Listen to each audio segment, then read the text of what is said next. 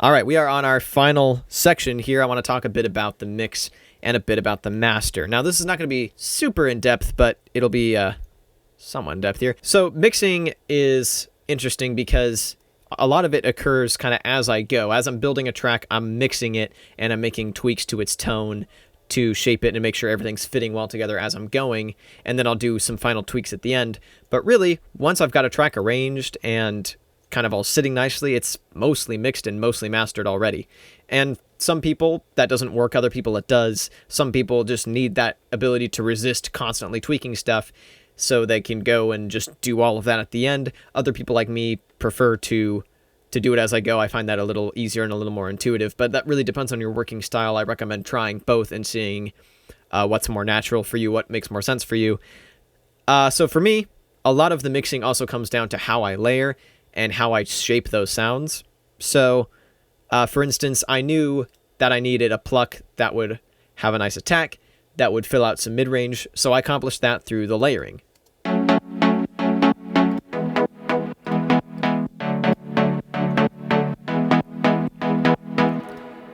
And then a lot of the EQ is for the express purpose of making them fit well together. For instance, this high end here is cut because it didn't sound right with it not cut. Makes them fit better together, kind of this one unified sound. So that's part of mixing, is just making sure that all of these elements fit well. If I'm, say, layering two plucks, or in the case of the basses, same deal. It's two basses layered to create one bass. Then some of mixing is a case of making sure stuff fits well together and doesn't fight. And a lot of that is accomplished just with simple volumes. And then also I mentioned shortening stuff and adjusting that. And then also I mentioned ducking stuff. That's another part of mixing that I do as I go, because that's a sound I know I want, so I just do it right off the bat so I can hear it, make sure everything's working well. And then any final mixing is just adjusting the volume levels. So I will do listening at multiple volumes. I'll listen to it really loud to make sure that there's nothing that's really irritating or jumping out.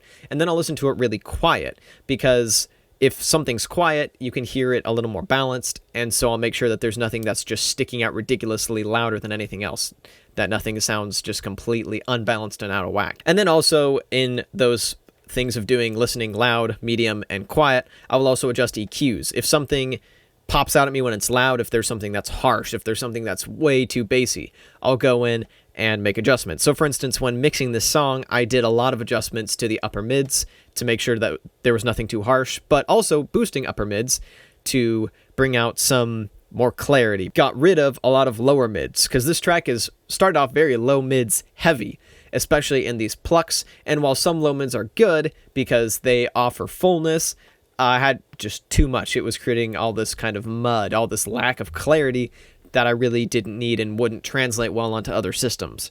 So I made sure to do, as you can see, kind of there's this dip here, and the plucks, you can see this little dip here, and there's a bunch of low end cut, and that's a pretty standard practice to cut low end on everything but the kick and the bass. And obviously that's not always necessary, but in this case, I believe everything is low cut except for the kick and the main bass, because this bass does have some sub to it. The sub oscillator is activated on Serum, and I want to preserve that because, you know, that's your bass. And then same with the kick, that is completely bassy. So a lot of the EQ that I do is just to fit stuff in and to keep it from clashing, keep it from muddying things up, keep everything nice and clear. So you can see, of course, with this snare, we've got the low end cut like I mentioned earlier. So I've really showed you a lot of the mixing that I do already and the way that I make stuff fit well together. So mixing now is a bunch of little tweaks to get tone and volume balanced just right. And then also in service of that, I have some decently extreme EQ. We're kind of moving into mastering now because for me, the line between mastering and mixing gets kind of fuzzy. So let's go over the stuff on my master bus here. So here's without anything on my master bus. And here's with everything.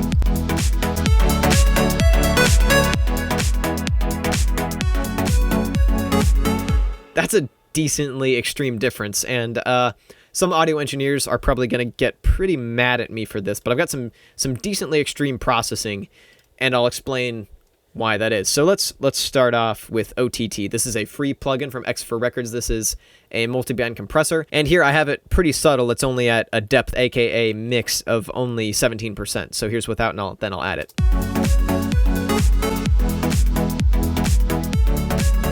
So that's adding some compression and some more kind of hyped high and low end. And that's one thing that is kind of interesting about my workflow, is that I rarely compress individual elements unless it's something like a vocal or a real instrument. I'll kind of even it out a bit, but I don't compress to mix or for effect very often. Maybe that's wrong, but for me, I've just never really seen much of a reason to. A lot of the samples are already compressed pretty well, so they don't need additional compression.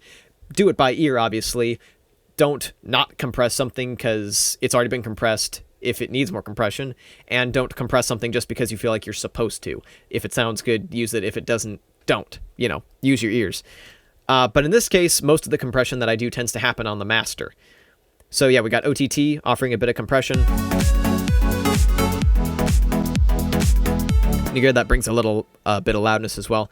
And then this EQ. So this EQ comes from reference tracks, which I highly recommend you use. Basically what I did was I opened my Spotify over here, and I had a track that was in a comparable style, similar kind of layering going on, and I definitely don't want to copy it. But what I used it was kind of a reality check, because by now I'd been listening to this track for a while and got really used to the way it sounded. It sounded correct to me, so when I played the other track, I noticed two things immediately.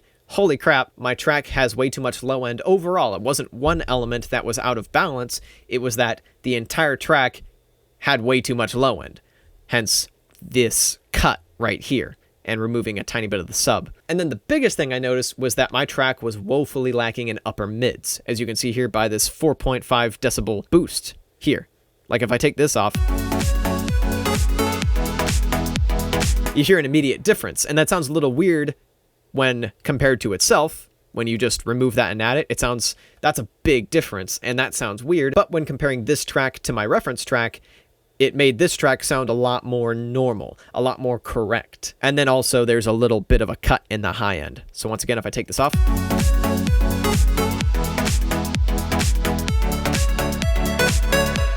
that probably ended up sounding a lot better to you now, and by using a reference track, that ensures that this track will probably sound good on everyone's systems, on everyone's headphones, on everyone's speakers, and it just serves to balance the track out a lot better. All of the volumes were balanced to each other, now we needed to balance it to other songs, and sometimes it takes decently extreme EQ to do that. In this case, it did.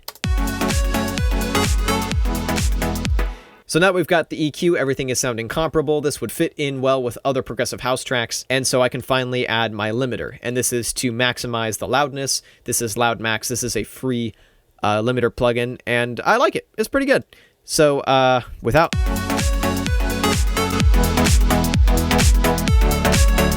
There's a pretty big jump in volume there.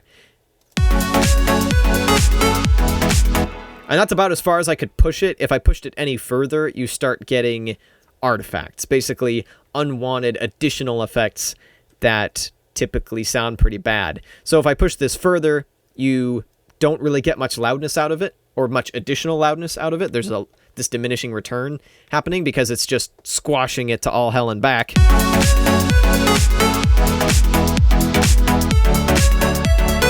So actually notice, the more I squashed it beyond that, the quieter it got. I had to find that sweet spot. And then also, the more I go, the more you're likely to introduce distortion or this kind of unpleasant squashed feeling, this pumping that you don't want. But at negative 5 dB with the threshold there, I've got this nice little bit of gain reduction that especially kicks in when the drums kick in. So the drums are a little loud without the limiter, but the limiter squashes them, kind of puts them in their place, and allows everything else to be brought up. So a pretty simple, but decently extreme mastering chain. And that is it for the making of this track. I made this track over 3 days. The first day I made the melody and the chord progression.